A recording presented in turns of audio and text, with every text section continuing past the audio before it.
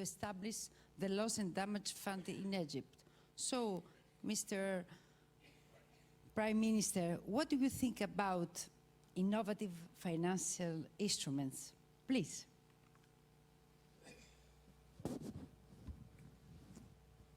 Thank you very much, Minister of State, Prime Minister, Excellencies, ladies and gentlemen. It's a great honor to be here this afternoon to participate in this very important discussion.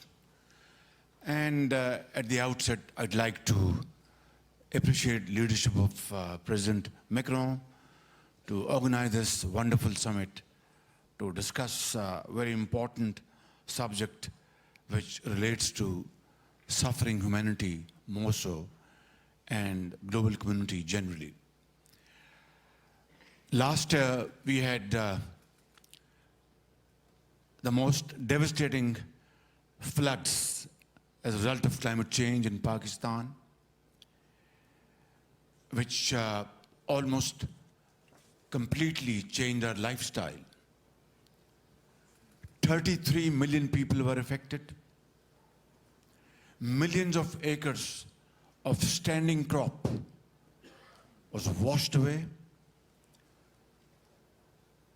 Mercifully, it could have been a huge number, but because of very proactive actions by all stakeholders, 1,700 people died, including children, and 500,000 animals were drowned. 2 million houses were either completely demolished or partially damaged. Now, we had to cough out hundreds of millions of dollars from our own pocket with our scarce resources and provide paltry sum of money to these flood affectees all over the country. Of course, we are very grateful to our friendly countries across the globe for their valuable and timely contribution. But largely, the cash amounts had to be generated from our own resources. And when we approached international institutions, they said, well, we can give you loans.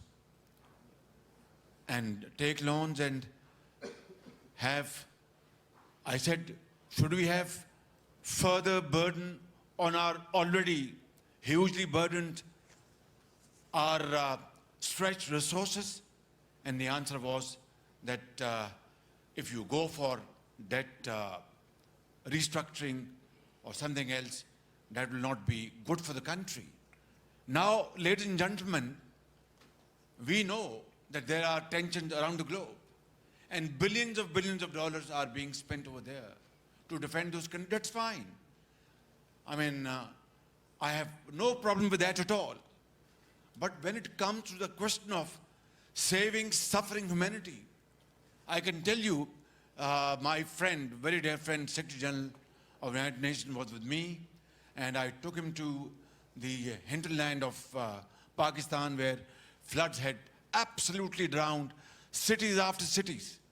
And in those camps, thousands of women were giving birth to children day in and day out. And far-flung areas where you had to provide medicine, food, water. And for months, we had to have makeshift education programs over there. What I'm saying is, this is not fair. That on one hand, you are ready to provide everything for defense of a country or countries. That is perfectly okay. But when it comes to the question of saving thousands and thousands of people from dying, then you have to borrow money at a very high cost. Then you have to go and beg and borrow and further deteriorate your already very precarious financial situation. Ladies and gentlemen, I'm not here to moan and cry and shed tears. I'm here to tell you that I'm a human being. I belong to a country where my people are very brave. They've faced problems and crises in the past and faced courageously.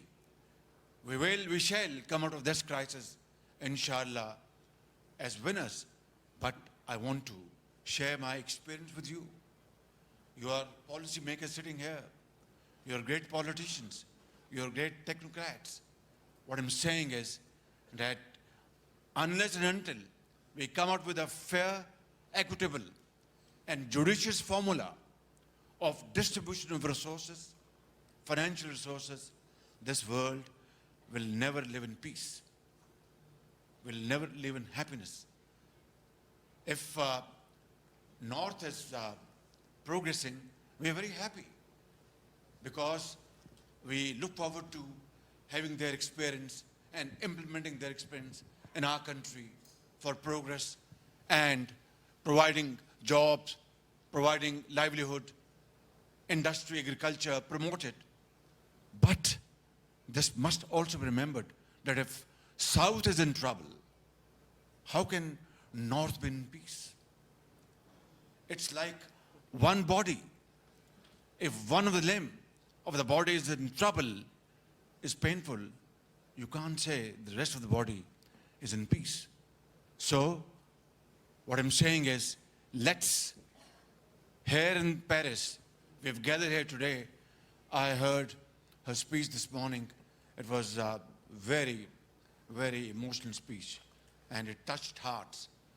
And here he has spoken very well, and others, all of you, my brother, President of Uganda, and other speakers will speak. Let me say, without any fear of contradiction, unless we come forward in generous terms to provide an opportunity and a system and a mechanism which will satisfy the most vulnerable at bare minimum and which will create harmony in terms of economic justice and fairness, this world shall always be in trouble. And my concluding remark would be, it's never too late. Let's stand up and say no to injustice. Thank you very much. Mohammad Shahbaz Sharif new global financing pact summit में session आलमी माशी सूरत हाल से निपटने के लिए मालियाती इकदाम के मौजू पर खिताब कर रहे थे। वज़ीर-ए-आज़म मोहम्मद शहबाज शरीफ ने कहा कि गुज़िश्ता बरस पाकिस्तान ने मौसमियाती तब्दीलियों के बायस बदतरीन सैलाब का सामना किया। पाकिस्तान के अवाम ने बहादुरी से इस सैलाब का मुकाबला किया। हुकूमत पाकिस्तान ने करोड़ों डॉलर्स खर्च करके बहाली के लिए इकदाम किए। वज़ीर-ए-आज़म मोहम्मद शहबाज शरीफ कहते हैं कि मौसमियाती तब्दीली की वजह से पाकिस्तान को माशी मुश्किलात का सामना है। सैलाब से होने वाले नुकसान के हवाले से उन्होंने नाहाज़रीन को आगाह किया। इस समिट के इनेकाद पर उन्होंने फ्रांसीसी सदर को खिराज तहसीन भी पेश किया। वज़ीर-ए-आज़म मोहम्मद शहबाज शरीफ कहते हैं कि हमें अगर अमली इकदाम आज ना किए, आज पॉलिसीज़ ना बनाएं तो आने वाला वक्त बहुत ज़्यादा ख़तरनाक होगा। वज़ीर-ए-आज़म मोहम्मद शहबाज शरीफ ने कहा कि पाकिस्तान में होने वाली तबाही सेक्रेटरी जनरल अक़वाम मुत्तहिदा ने अपनी आंखों से देखी। पाकिस्तान के दूर दराज इलाकों में सैलाब जैसी आफत के बाद आने वाली तबाही के मनाजिर दिलखराश मनाजिर थे जो सेक्रेटरी जनरल अंतोनियो गुतरेस ने अपनी आंखों से खुद देखे। वज़ीर-ए-आज़म मोहम्मद शहबाज शरीफ कहते हैं कि वसाइल इंसाफ के साथ तकसीम होने चाहिए। तरक्की पजीर ममालिक जिनका हिस्सा नहीं है मौसमियाती तब्दीली में, उनकी तरफ भी वसाइल का रुख मुड़ना चाहिए। वज़ीर-ए-आज़म मोहम्मद शहबाज शरीफ कहते हैं कि समिट के बेहतरीन इनेकाद पर उन्होंने फ्रांसीसी सदर को खिराज तहसीन भी पेश किया। पाकिस्तान टेलीविजन न्यूज़ स्टूडियो से अब तक के लिए इतना ही।